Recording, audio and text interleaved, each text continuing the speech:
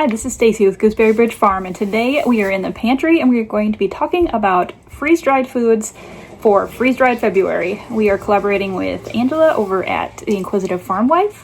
This is our third year doing a freeze-dried February video. There will be more information about that in the description.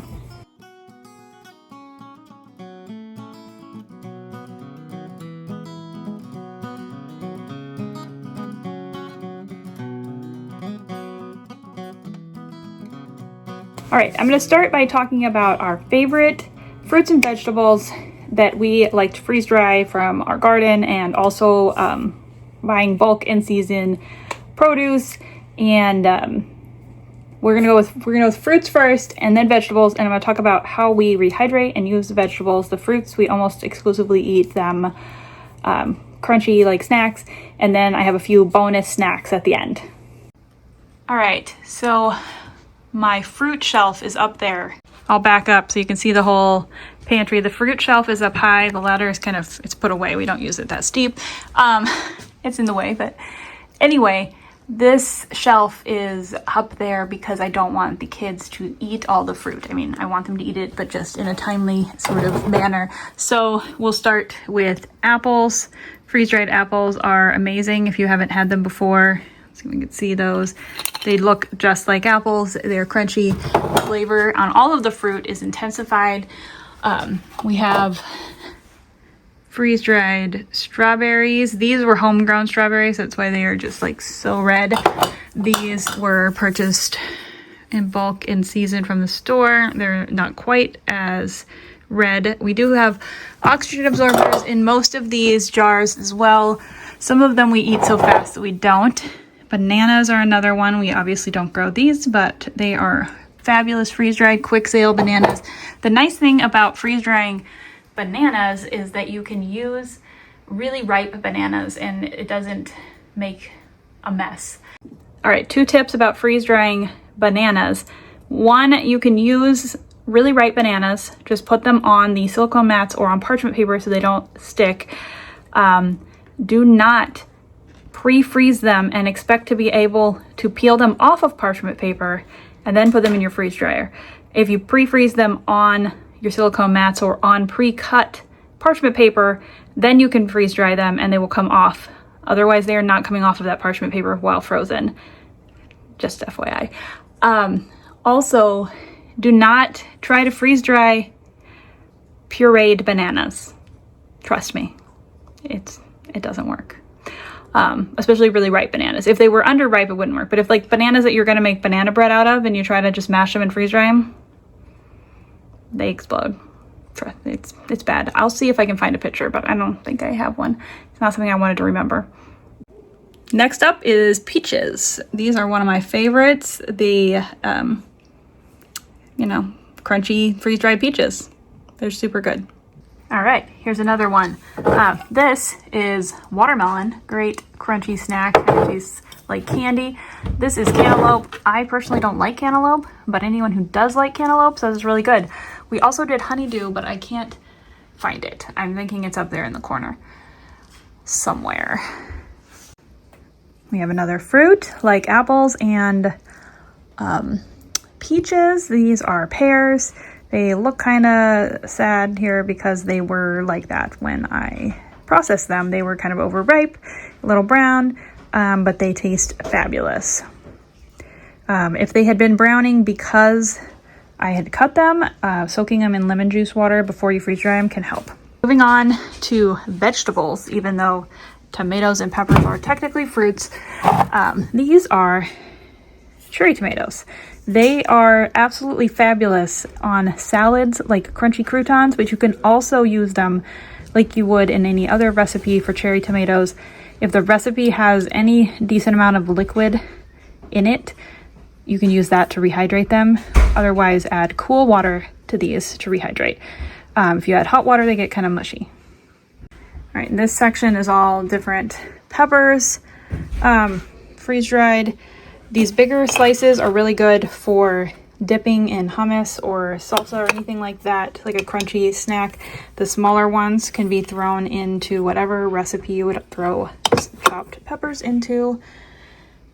or a stir fry or anything like that. Another great vegetable to have on hand is celery. Freeze-dried celery is just like fresh celery. Not for eating necessarily, but in cooking.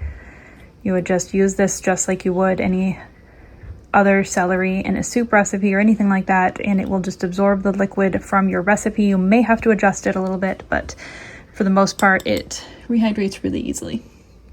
Another one for the vegetable category, this is cabbage. Chopped cabbage. It can be thrown into casseroles or soups or stews or any of that. Just as it is, it rehydrates very easily. Doesn't take any special attention. Okay, now we're over on this shelf with some of our favorites. Here, I'll grab the summer squash and zucchini.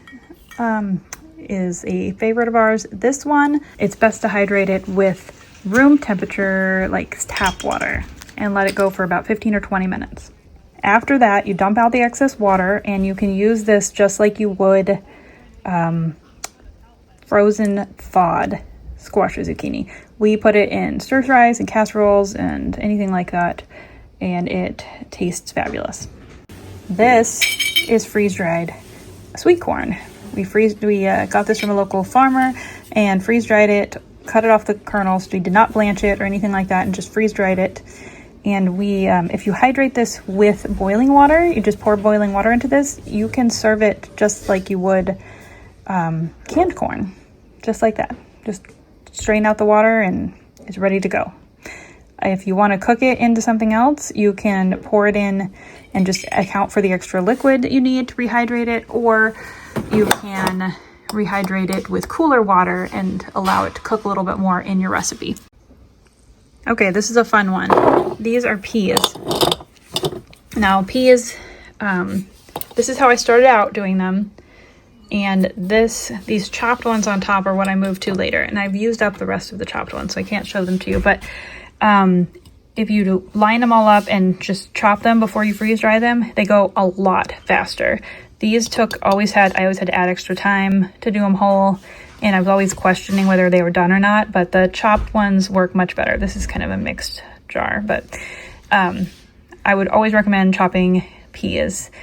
At least cut them in half before you freeze dry them. We rehydrate those in hot water. Just pour hot water into the jar, flip it over, leave it about 15 minutes, then drain off the water, and you can use them in your recipes. Okay, you may have seen the broccoli sitting next to the peas. The broccoli we use warm to hot tap water to rehydrate it. Let it sit for 15 or 20 minutes, and it rehydrates better than any other vegetable. It actually feels almost the same as fresh. It's crazy. And when you cook it, stir fry it, or steam it, it tastes just like you made fresh broccoli. It's fabulous. All right, green beans. Here's my green and yellow and purple beans. Green beans need boiling water to rehydrate, and then they work just like thawed frozen green beans. Everybody's familiar with those, so you can use them in any recipes. We've made green bean casserole with these. We make stir fries with them all the time, and you can just cook them up and you can steam them. You can eat them as a side. It depends on how cooked you want them. If you do water in them and then to rehydrate them and then steam them, they get really, really soft. I personally like them a little bit more texture to them, so I try not to overhydrate them. All right, we have onions over here, white onions, red onions, tiny onions, all the onions. For onions, we just slice them up and freeze dry them, and then if you're adding them to a stir fry or a casserole or anything like that, I would not rehydrate them. Let them soak up the juices of the things around them. If you rehydrate them first, they tend to get really mushy and kind of fall apart. Otherwise, they're good. If you want to make sauteed onions and you're putting them straight into oil, you need to add a cold water first. Let them sit for a few minutes, then dump that out and then add them in. But usually what we do is, instead of adding the onions first, like you normally would for a stir fry, we add the onions last. That way they soak up the steam from the other vegetables instead of soaking up oil, because that just doesn't rehydrate things properly.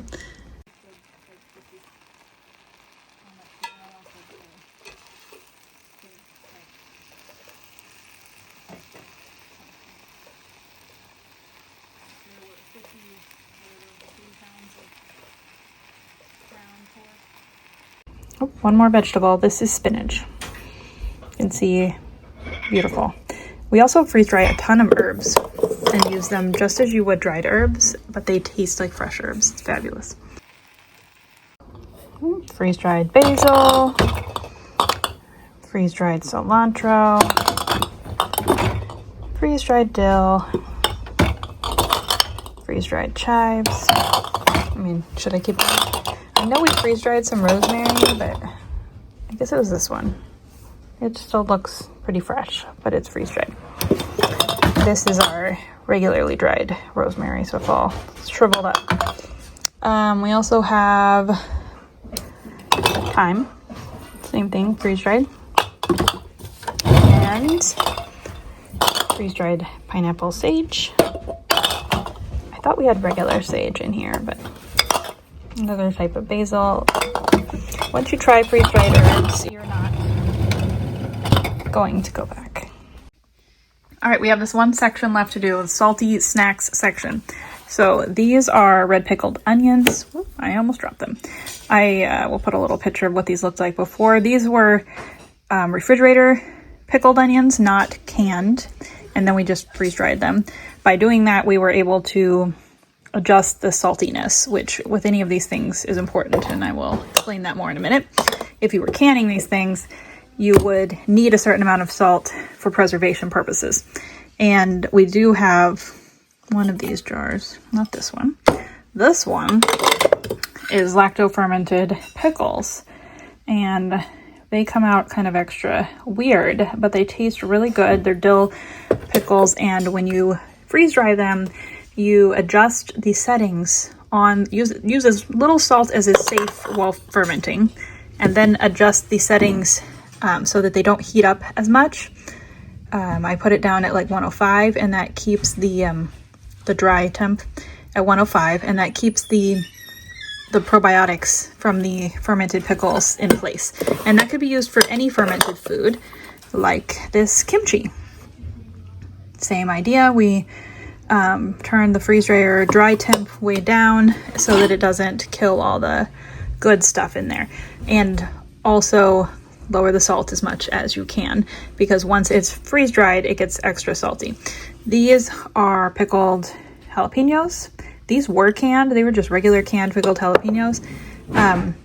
They are kind of a lot to just eat straight, being intensified pickled jalapenos, but they're still good. And it's also handy to have these to put, like, you can crush them and use them like a topping. Like, they'd be really good on popcorn. Any of these are really good on popcorn or baked potatoes because of the extra salt, or French fries. You can crush them up and use them as seasoning. This is some other freeze-dried pickles. And these two, these were both canned. They'd been canned a long time. Nobody wanted to eat them because they were a little mushy. Great fix for mushy pickles. Now they're crunchy. Totally different kind of crunchy, but you get the point. Let's see what else we have. And these are the refrigerated pickles. Okay, and this is the last thing. This is sweet cucumber salad. It has a lot of peppercorns in the bottom. This one has a lot of sugar, and that makes it stay sticky. So it's kind of stuck together now, but it is still all freeze dried, and they're really good. This one doesn't have any salt requirements for safety, so you can totally adjust that and the sugar to make it work properly for the freeze dryer. This is just like a cucumber salad. I think the ingredients are cucumbers, vinegar, sugar, water, and then some spices and some onions. And we just dump the whole thing, liquid and all, in the freeze dryer to get this crunchy snack. Most of these I put into Mylar bags. This was just like the last tray that is on the shelf, just because it works better, and then you can use them like bags of chips. All right, I think that is all for this tour. All right, I hope you liked our quick freeze-dried pantry tour, and we'll see you next time.